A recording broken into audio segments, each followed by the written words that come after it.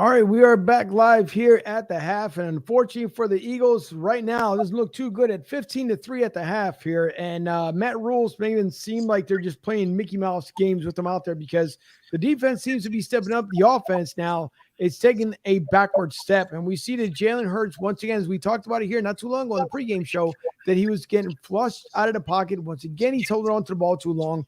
They're trying to make too many things happen at once. It's just not working out. On top of, I don't know what's going on with these goofy little passes that are obviously going behind the line of scrimmage, and it's just not making any sense. So I'd like to get the, obviously, verdict from, obviously, our friends out here at Goose's Pond Media Studio. Once again, back with us here, featuring Goose's Goats. So, guys, I don't know, first half, not looking anything like what we talked about here in the pregame show. Well, so they're playing this screen game, which, Carolina's defense is picking it up. They're not even throwing the damn ball down the field. Like I said, the Eagles had the number one screen game in the NFL, and obviously Carolina's already learned how to shut that down. It's just sloppy play all over with 25 seconds left here before the half. Yeah, and it's looking horrific once again. The way what we saw come before, as we talked about before the half here, RPO obviously not even coming into play. Defense once again. I mean, was a Hargrave stepping up today for sure. They still talk about Fletcher Cox. I caught a piece of it here on the audio feed from Fox Sports. But again, we're not seeing what we talked about or what's been expected this week. And as I mentioned it on the pregame show, Nick Sirianni didn't have enough, at least for me, to convince me that he was going to alter things and make it look a lot better here for this game. Again, they're playing the Panthers. Short week, quick turnaround. You got the Bucs right now are ahead of the Dolphins. So not looking too sharp here. And Jalen Hurts, again, we can't lose faith in Jalen Hurts, but that O-line, especially with Lane Johnson being out right now, is not looking too sharp, Fuji. And I just don't know how much more of an adjustment can you make here. Come the second half, you're not completely out of it. Again, 15-3, it's not bad, but penalties, once again, are killing us, just like Carl and Sean had mentioned. Well, it's the sloppy play on the offensive side of the ball. I mean, Darius Slay got his first pick of the year on the defensive side. Javon Hargrave's playing good. It's just they better turn around in the second half. I mean, obviously, Carolina's figured out to shut down this offense. It's a disgrace. What's your take? So I believe when Slade got that interception, he put us in the red zone, right? Yeah. So we was in the red zone and we walked away with what? 3 points. 3 points. We got to walk away with 7 right there. And why didn't we walk away with 7? Because we got a penalty. So again, it points to that young team, that discipline that we need to have. But again, this game could be a lot closer than what it is right now. As it should be. It should be a lot closer. And if Robert has the stats up, I'm going to bring up here the halftime stats. As we take a look here, total yards. Let me do a quick little refresh here because I'm pretty sure mine's a little bit backwards compared to what everyone else is seeing here. So, looking at the halftime stats, Carolina right now total yards 124 versus Eagles at 81. Total penalties 4 for Philly, 2 for Carolina. And penalty yards, you're looking at 50 versus 10. Again, it's been a big killer. Time possession, Carolina has it over at least by 4 and some change here, 1705 versus 1235. Jalen Hurts, right now you're looking at 14 for 22, 67 yards, and no touchdowns as it was called back. It was just mentioned not too long ago. And I believe the call prior to that, if I remember correctly, Kyle had stated that it was due to a pass interference. If Kyle, you're still tuning in, I'm almost certain that's a comment he had made during the pregame show. That's the reason why it was called back. But the mental little mistakes that are happening are going to continue to hurt this team. Sanders only has 3 attempts, 10 yards, 6 yards for the longest run. You do not win games anywhere remotely that same exact way. Kenny Gainwell, 1 attempt, 4 yards. And by the way, that 4 yards was the longest run that he had. So Eagles are just looking not anywhere near where they should be. And now it's who gets the blame for this one. Even though we got a whole second half to go, things can change. But who gets the blame for this one early in the first half? I'm going to let Big Kev go with that. Well, we got to get hype. I mean, from right here, from Royersford all the way down to Singapore, all the way down to Tampa Joe's, we got to get hype. You know, I wish I had something to pour this water in because, listen, my water bottle is half full, it's not half empty. We got to get hype. We got to party. We got to continue to go and support our Philadelphia Eagles, all right? You guys talk all this trash about the Eagles in the pregame. Their defense is stepping up. I mean, I understand they scored a couple touchdowns, and it is, you know, it's been a rough patch the second half. But the second half of the game, we're going to make the adjustments. We're going to come back, and we're going to win this football game. We got to stay positive, guys. We're the best damn sports show, especially halftime show in the business right now. And from all my Singapore people to Fuji and Big D, I'm changing name to Little D. Oh, Little man. D. We got to be hyped. Don't you do that. We got to be hyped, man. We got to continue to go and support and cheer. Everything's going to be all right, man. Everything's going to be all right. I see Kerrigan. You know, he finally made a tackle. He made a play. Defense is okay. We'll be all right. He's earning that paycheck. But let me say this real quick. We have 14 rush yards, I believe, in the first half. 14 rush yards. That's not enough. So we need to step that up, right? We need to step that up. We got 67 pass yards, and we just got another field goal. We got to convert. We need to convert. Eagles need to up. The offense definitely has to come out firing on all cylinders. Let's see. Pointed with the tight end zone because I can understand the dink and dunk. Angel, you hate that. I'm gonna take it back to you, Angel. You hate that. You hate the fact that we don't spread the whole, you know, field as far as play calling is concerned. That's the part that really bothers you. All right. Even if we ran and we won, you would still have a problem with the Angel because you love to throw the football. I understand it. You're like, you got the quarterback mind. That's the reason why you're such a great sports broadcaster. That's the reason why you know what the hell you're talking about. But everything's not always about the pass. You got to set up for that stuff, man, and it takes time. Are you guys willing to go and put in the time in order it takes for Jalen Hurts to settle in as a member of Omega Psi Phi Fraternity Incorporated? There we go. And you know, I mean, and win a football game. It's going to happen. Trust me, I know what I'm talking about.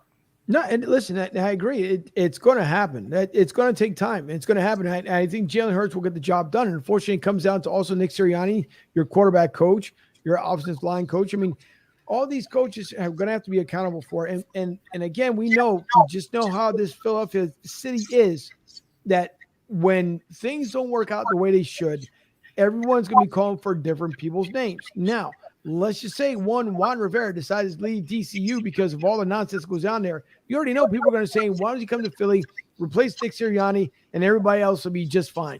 And we all know that stuff is not going to happen. But it's absolutely true. As a quarterback, you know, mentality thing, yeah, I would love to see the ball pass a lot more. Obviously, with Deshaun Jackson, we've seen with him, he continues to be a threat out there with the Rams, even though that's the only thing Deshaun. Who's that? Are you an L? Deshaun, unfortunately, he's the only thing he is a deep threat, unfortunately. That's the only thing he's got left in the tank. And Tom, by the way, hi, Tom, can you, since you're down there in Carolina with Tara, can you do me a favor? Could you please talk to this team and give them a little prep talk before they end up coming back out on the field? Because, again, the RPO is just not working. Now, if you look here at the stats that Robert has pulled up for us, again, look all the way across here, and it's getting the job done. The job's not getting completely done by everyone here on this team, in this organization, but we know it's going to take time. Devontae Smith, by the way, having so far a pretty decent year, him and Quez Watkins, the same exact way, almost identical when I look at the stats. 237 yards versus 219 yards for Quez and Devontae Smith there. And it's going to get better. We understand it's going to get better. That's what we hope for. We all know this, but it's a matter of patience and time for things to happen with this team. But if we go around the league here, as we know we're half the crunch time here at the half, so far, believe it or not, I can't believe the DCU. Well, no, you know what? I take it back. As New Orleans, it went up 20-13. And Fuji, did you say that Taysom Hill was carted off? Yeah, I believe for a concussion. So that means, yeah. Joe Burrow also got carted off in the Cincinnati game too. Joey B, that's another one that's unfortunate with Joe Burrow. He's last year injured, this year injured. Again, we talked about earlier that Cleveland had the same situation. Tampa up 24-10 over Miami. Again, they come to town next week, and The Eagles need to walk away with a win this week. You got Green Bay Cincinnati at the half, 16-14. Pittsburgh over Denver, 17-6. And Tennessee over Jacksonville right now, 24-13. Pretty much the teams that I picked here. And you got Minnesota over Detroit in the third, 10:08 to go. Minnesota on top of Detroit, 13-6. Does Detroit, do they become the new brown bag team of the NFL? Seems like it, doesn't it? Because you made the trade, and they were hoping they would get better production out of the former Rams quarterback over in Detroit. But boy, oh boy, you talk about a team that goes backwards. This is where I don't want Philly to be tied in with Detroit, because Detroit has done absolutely nothing with that organization to make things any better. Now, I understand you made a quarterback trade, but it seems like the Rams got a better deal out of that one. So Detroit, not looking too good. It's early still. And then, of course, your later games are Cleveland at the at LA. That's a 4:05 start. Vegas, Chicago in Vegas. Another 4:05 start. 4:25 would be Arizona, San Fran. Arizona, of course, starting out 4-0 this season. Kyler Murray getting the job done so far early on, but looking well. Yeah, 4:25 start between those Dallas Cowboys and the New Jersey Giants for the most part. One is 1-3, obviously Jersey there, or the New York Giants. 1-3, Dallas to 3-1 with a hot start. The late game tonight would be Buffalo against Kansas City. That's a 23-1, 2-2. And then you have, obviously, the Monday nighter, Baltimore at Indy. So let me ask you guys, later on here for the games, I'll choose here just three. Vegas versus the Bears. Who wins that one? Vegas. I gotta go with Vegas on that. Vegas. Yeah, I'm going with Vegas on that. Derek Carr is hot. Got one of the worst offensive lines in football. Yeah. Justin Fields is still, learning his way through being a rookie. And actually, Matt Nagy, his job's technically on the line. So, who the heck knows if that team goes south? He could be the first coach fired this season. Again, I don't understand. All right, off the record real quick. And I know that we're live and everybody from Singapore is chiming in, whatever the case may be. But Angel, what is your problem with do you not like the coaching staff? Do you not like the quarterback situation? What pisses you off the most about the team that you love and you bleed, Philadelphia Eagles? What is the biggest problem? Communication. It doesn't get any easier. It's communication. No one's on the same sheet of music. Everybody has they have different game plans within their own little pods, what it seems like. The communication isn't there. You can see it on the field. The play field speaks for itself. You are not communicating well enough, and that starts in practice. And if it doesn't work, nothing else is going to end up working. Again, new set of coaches. Everybody gets it. But you have to communicate. And it's more than the obvious with the gameplay that it's not happening. It's just not. With Jalen Hurts, I don't know how many times he's going to have to be flushed out of the pocket. I don't know how many times you got to tell the man, just throw the ball away. Stop trying to make things happen. And it keeps rolling right. There's nothing there. Just throw it away. Are we going to wait for Jalen to get hurt? And then what? They'll probably start Minshew over Flacco, honest to God. And then what happens if we turn around and do Minshew mania all over again in Philly? I'd hate to see that happen, because then it's going to be like, see, we all said it. Jalen Hurts shouldn't have been there. I believe in Jalen. The problem is it's communication at this point. And if they say anything otherwise in a post-game show, I swear I'll freaking turn off my TV forever when it comes to anything Eagles, because it comes down to communication. It's that simple. I understand what you're saying about communication, because Fuji don't talk to me. He don't answer no phone calls. He was just missing for 20 minutes. I tried. He was going. I didn't know whether he took You're a not walk. the only one. I don't know what. I don't know what happened, the Angel. only one. But when you talk about communication, that kind of hit a bell. And Angel, let me tell you a little something about you, man. I look at you. Me and you are brothers, man. We were, we love each other. We're really into this game together, whatever case may be. But why do you keep on mentioning my guy's name, man? Why do you keep talking about Deshaun Watson? Tell me why. That's been my guy since day one. I ride or die Deshaun Watson, the same way I've been doing from day one. And if the big power forward is telling you this is how I feel about a person, I feel the same way about you. You, Angel, all the way down in Temple, I feel the same way about you. I ride or die with my dogs. No disrespect. Same thing about Fuji. Fuji was missing for like 15, 20 minutes. I called 911. Roy's for police is on his way. I don't know what's going on. But why do you keep on mentioning my guy, Angel? That's my guy.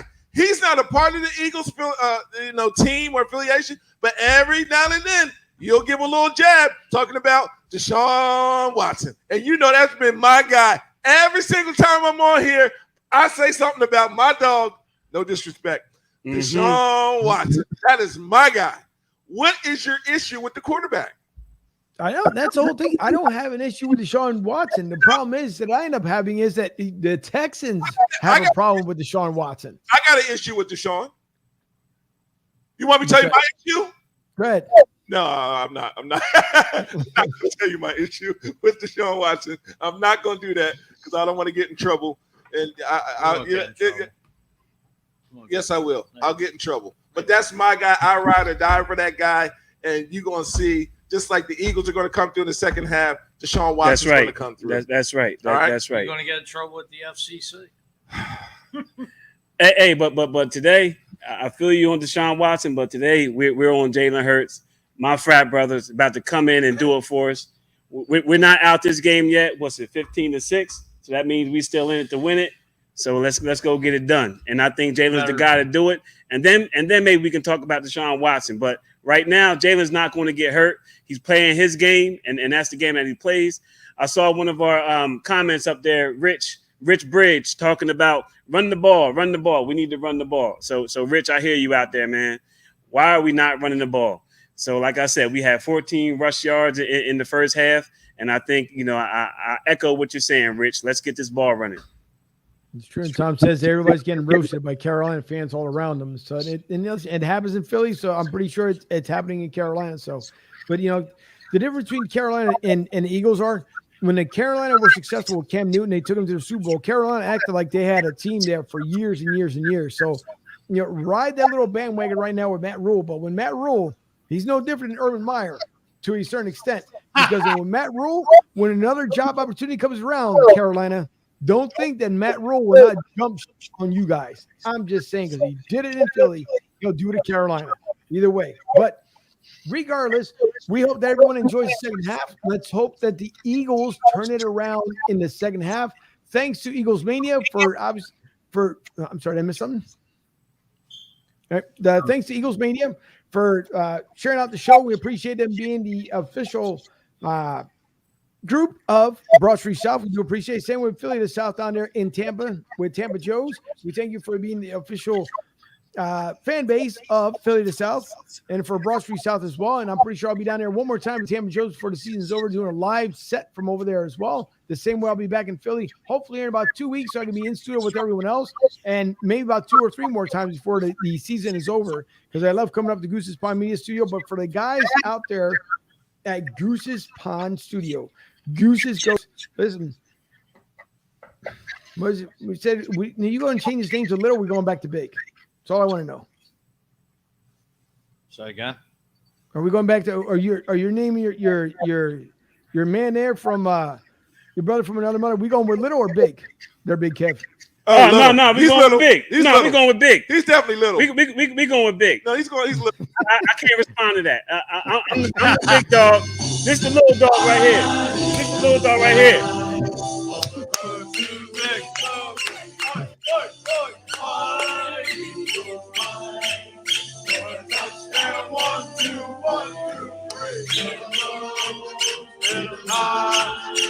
And watch our Eagles fly.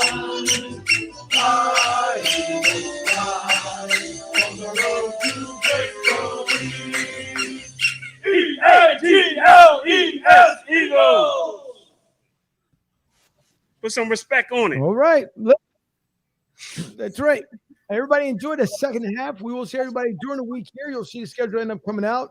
Tom, enjoy the rest of the game along with everyone else. Bring on the win. Bring on Singapore.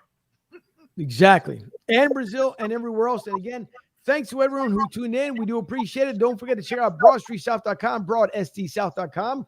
We will see you all early next week.